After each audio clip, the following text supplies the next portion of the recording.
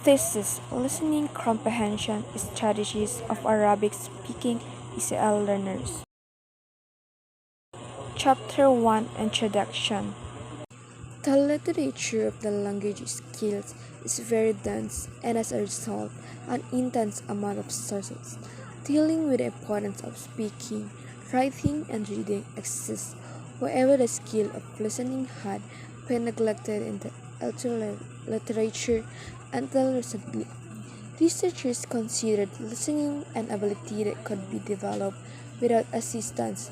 A deep investigation into the history of language learning reveals this lack of attention to the skill of listening. The neglect of the listening skills was accompanied with an ongoing debate about which of the four language skills, speaking, listening, reading, and writing, is the most crucial for the learning and acquisition of a second language. However, past research has this far revealed listening comprehension as an independent and essential component of the language. Learning has come into focus after a significant debate in the L2 literature about its importance. In the 1970s, more attention was paid to listening comprehension, and the status of listening changed from being a the importance of listening and language learning was brought into attention when Gary stated that focusing on listening comprehension, especially in the early phases of second language learning teaching, creates four different types of advantages: cognitive efficiency, utility, and affective. The cognitive advantage of an initial exposure to listening gives learners a more natural way to learn the language. Listening should be stressed before speaking because recognition knowledge is required. Process and decode the oral input, whereas retrieval knowledge is required to encode and generate speech. Concentrating on speaking in initial stage, leaving little room for listening and hence little room for comprehension. The second advantage is efficiency. Language learning is more the present study. The primary purpose of the study is to identify the strategies used by the advanced and intermediate ESL learners at IAPS to enhance their listening comprehension in the academic context. The study also seeks to compare the strategies used by the advanced and intermediate listeners. I will examine the baseline data. Chapter 2: Literature Review. Chapter 2 presents information in the theories and research on which the methodology and hypotheses of the study are based. This chapter is divided into 7 interrelated sections. Section 1 discusses the role that listening plays in the acquisition. Section 2 presents the potential problems in learning to listen to English and how learners can overcome these problems. Section 3 provides definition and description of the listening comprehension strategies. Section 4 presents the contributions by Oxford to the classification of listen.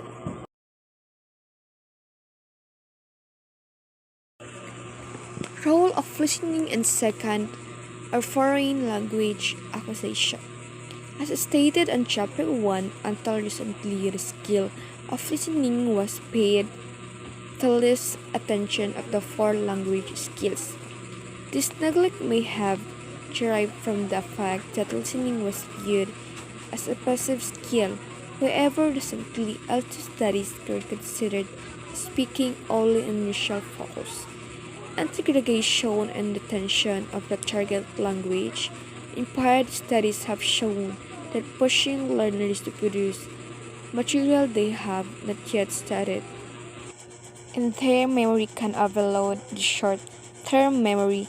L2 research studies have also found that there is a high degree a listening only initial focus has been found to yield a significant affective advantage for foreign second language learners, increasing their effectiveness and concentration on language learner.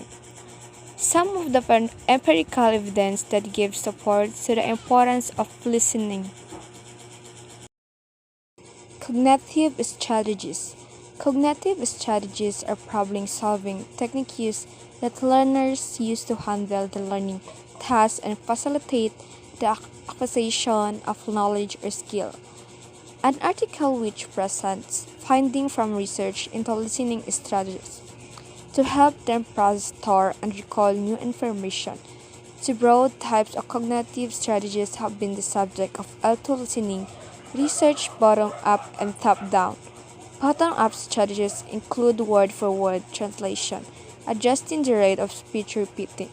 The first cognitive strategy, trying to comprehend without translating, is used when the learner attempts to understand the L2 input without translating to the L1. This strategy is useful because oftentimes many words do not have equivalents in one of the language during the comprehension. Overall language proficiency and listening proficiency.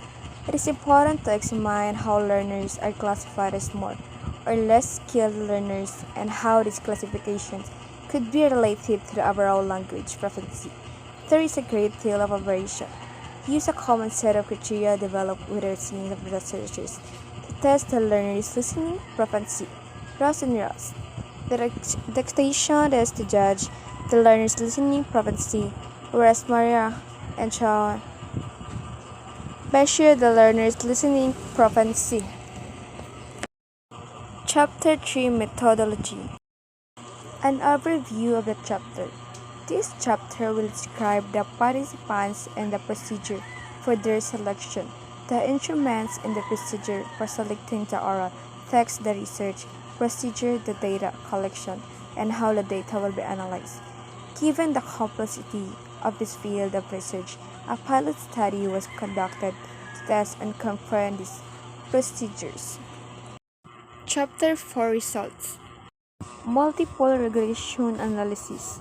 The next step was to explain the relationship between the scores and our three factors, and to find which of the factors contributed the most to the listening achievement. Thus, the data was shown through a multiple regression in which a stepwise method was applied in forming the regression models. The listening scores were set as the dependent variable, whereas the three factors. In sum, regarding our first hypothesis, the result of the analysis showed that both advanced and intermediate listeners use three types of listening comprehension strategies, including cognitive, metacognitive, and socioaffective strategies suggestion. Chapter 5 Discussion. This chapter is a consideration of the results of the study. This chapter begins with interpretation of the significant results reported in Chapter 4 and proceeds with a discussion of the practical implications of these findings to ESL and EFL teachers. Next, the limitations of this research. Discussion and interpretation of findings. This study investigated the types of listening comprehension strategies used by advanced and intermediate Arabic-speaking ESL learners. The study was motivated by previous findings showing that proficient learners use more strategies than less proficient learners. This study was therefore an attempt to find out whether such findings could be confirmed in a different listening situation, such as a lecture with ESL learners from an Arabic linguistic background.